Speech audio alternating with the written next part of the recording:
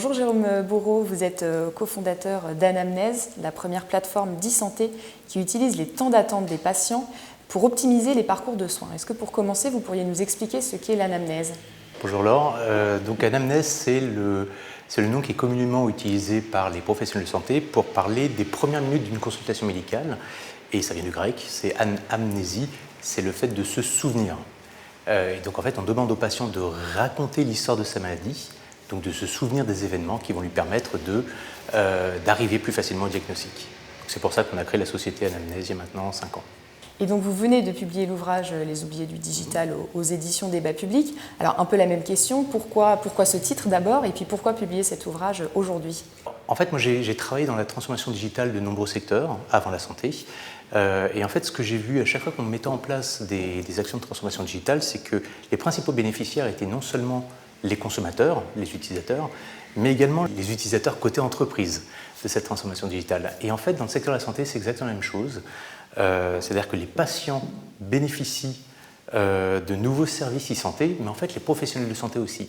Et la raison pour laquelle j'appelle le livre « Les oubliés du digital », c'est que tout pendant que l'on ne met pas en place plus de digitalisation de notre système de santé, et bien en fait, les principaux, les personnes qui vont le moins bénéficier et qui donc du coup sont les oubliés du digital sont les patients et les professionnels de santé. Et vous parlez aussi un moment dans votre livre du manque d'hybridation entre à la fois la médecine et l'ingénierie qui sont pourtant indispensables pour développer des solutions numériques qui vont servir à la fois aux patients et aux professionnels de santé. Comment est-ce qu'on peut justement amener plus de liens entre ces deux disciplines ? Ça a été indispensable pour développer rapidement un vaccin contre le Covid, vous l'expliquez dans votre livre. Donc comment est-ce qu'on peut agir concrètement sur ce point-là ? Alors revenons déjà rapidement sur les grandes avancées que ça peut apporter, notamment avec la Covid, c'est que le fondateur de Moderna l'a expliqué, en l'espace de 3 jours, sur un ordinateur, ils ont pu, dès lors que Moderna a reçu le séquençage du génome de la Covid, ils ont pu constituer, informatiquement parlant, à quoi devait ressembler l'ARN messager. Donc il a fallu 3 jours en informatique pour pouvoir créer l'ARN messager, et après, en fait, il a fallu 8 mois pour que cette création informatique devienne réalité et soit utilisée par chacun d'entre nous. Donc en fait, l'hybridation, on voit en fait toute la force de pouvoir utiliser davantage de l'informatique avec de la médecine.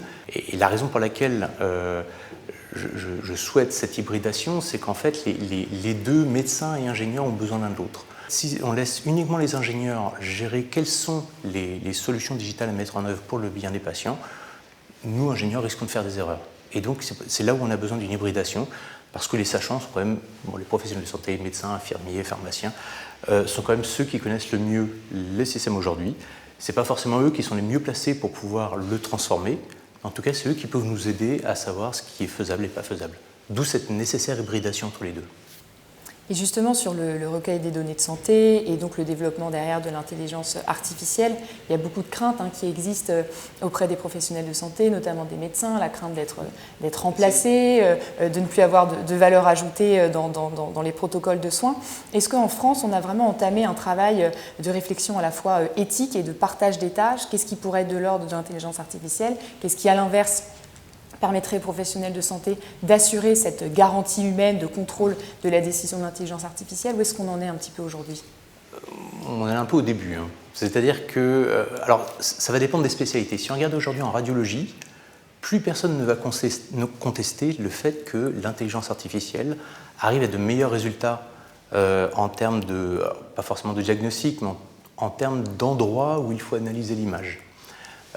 Et donc aujourd'hui, les radiologues ne se passeraient plus d'intelligence artificielle qui va leur dire, voilà, sur les 500 images analysées pour ce patient, il faut regarder l'image 243 et l'image 500, et c'est à tel endroit et tel endroit qu'il faut regarder. Donc on a des secteurs qui sont extrêmement en pointe, l'imagerie médicale, et on en a d'autres sur lesquels sur lesquels on est un peu au balbutiement. Et donc là, on a besoin de travailler ensemble, c'est pour ça qu'on a besoin d'hybridation, pour que on puisse rassurer les professionnels de santé sur le fait que l'objectif n'est pas de le remplacer. Aujourd'hui, à ma connaissance, on a plutôt un problème de manque de professionnels de santé qu'un problème de chercher à les remplacer. Donc en fait, déjà, si l'IA pouvait aider les professionnels de santé à les débarrasser de toutes les tâches rébarbatives les tâches répétitives, administratives, qui aujourd'hui leur font perdre du temps et font qu'ils ne se consacrent pas aux patients, peut-être que déjà on résoudra une partie du problème qu'on connaît aujourd'hui en France avec ce que l'on considère être du manque de soignants et qui est en fait surtout un gâchis du temps médical. Ok, et justement le manque de soignants est lié également à la crise des urgences. J'avais une question à vous poser sur cette crise qu'on traverse. Comment est-ce que les outils digitaux peuvent là encore aider à la fois les professionnels de santé mais aussi les patients à mieux s'orienter, à mieux savoir vers qui se tourner quand on a un problème de santé? Alors des outils comme Anamnèse peuvent aider à la crise des urgences en travaillant en amont, c'est-à-dire avant que le patient arrive aux urgences, durant l'acte à l'intérieur des urgences et en aval. En amont, c'est juste aider le patient à l'orienter vers la bonne offre de soins et potentiellement lui faire prendre conscience que s'il va aux urgences, il va attendre 5 heures. Donc c'est peut-être pas la peine d'aller aux urgences, c'est plutôt d'aller attendre un peu plus de temps avant de voir son médecin. Durant le processus d'hospitalisation aux urgences, en fait, l'outil peut utiliser les nombreux temps d'attente du patient pour soit lui faire remplir sa fiche de préadmission, soit l'aider à remplir toutes les informations qui vont aider l'infirmière au triage à faire le bon tri et orienter le patient vers le bon niveau de priorité, ou encore utiliser les temps d'attente avant qu'il aille voir son médecin pour que le patient aille remplir son anamnèse et ainsi faciliter le travail du médecin. Quant à l'aval, en fait, c'est une fois que le médecin décide de renvoyer le patient vers la ville, pour sécuriser son retour, il peut utiliser des solutions pour choisir le bon créneau de soins non programmés, de manière à sécuriser le retour du patient chez lui et ainsi s'enlever de la charge mentale en tant que soignant.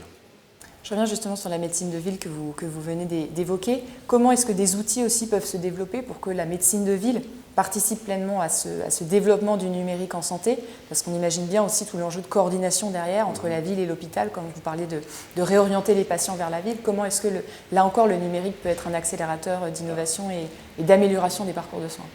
Avant même de parler de soins ville-hôpital, il y a déjà en ville, il y a beaucoup de choses que l'on pourrait faire à des professionnels de santé qui ne sont pas médecins. Aujourd'hui, on a 1,4 million de professionnels de santé en France, parmi lesquels il n'y a peut-être que 200 000 médecins.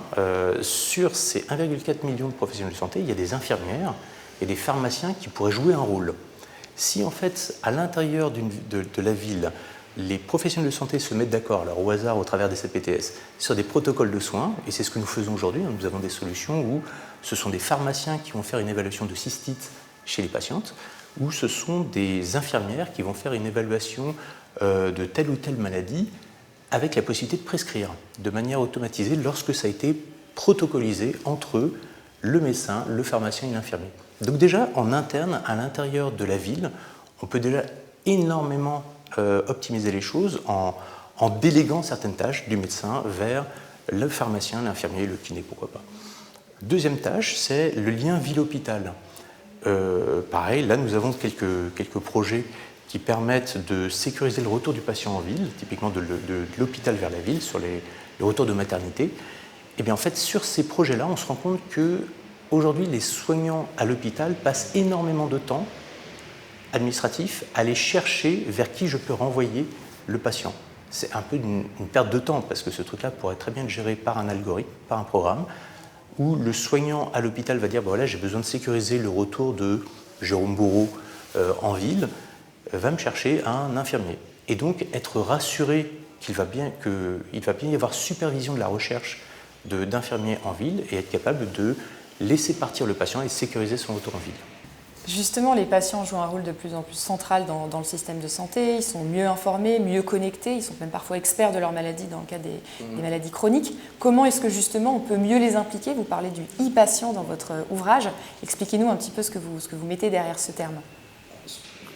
Derrière le terme de e-patient, je veux déjà faire prendre conscience à tout le monde que le patient peut être une ressource qui est aujourd'hui inexploitée dans le système de santé. Ce que je veux dire par là, c'est que si on prend un exemple très simple d'un patient qui va aller prendre rendez-vous avec un médecin généraliste, il va prendre rendez-vous sur une plateforme. Sous un jour, si tout se passe bien, il va rencontrer son médecin avec lequel il va passer 10 minutes. Donc en fait, le patient va attendre une journée avant d'avoir 10 minutes de consultation avec un médecin. Si vous faites le ratio des 10 minutes sur 24 heures, vous voyez que le patient attend 99% de son temps sans rien faire.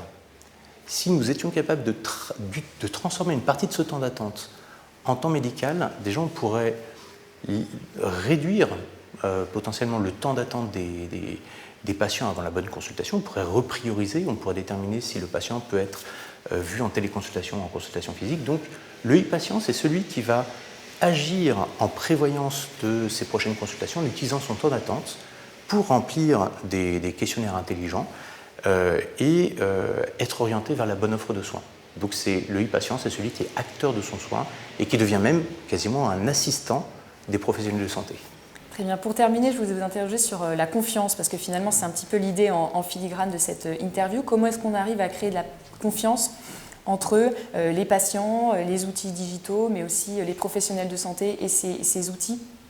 Alors, la confiance est effectivement clé pour l'adoption et des patients et des professionnels de santé. Aujourd'hui, notre administration a mis en place beaucoup de règles auxquelles les startups, les groupes médicaux doivent se conformer. Donc on va parler de gros mots comme le HDS, l'hébergement de données de santé, la ICPS pour le login des médecins, l'INS pour l'identité-vigilance d'un patient. Donc en fait, c'est extrêmement réglementé et les sociétés comme la nôtre, comme Anamnèse, n'ont pas le droit de faire quoi que ce soit avec les données.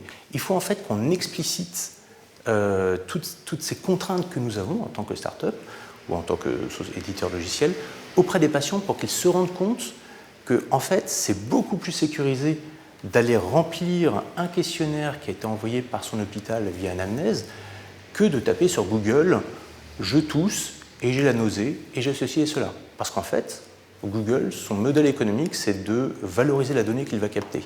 Et donc, en fait, il sait qui vous êtes. Et en fait, vous êtes beaucoup moins protégé quand vous allez taper une liste de symptômes sur Google, enfin, comme n'importe quel autre système, il n'y a pas que Google, que si vous utilisez des logiciels qui sont vraiment estampillés hébergement de données de santé. Donc la confiance, c'est d'abord prendre conscience de tout l'environnement, tout l'écosystème qui est mis en place pour sécuriser les données.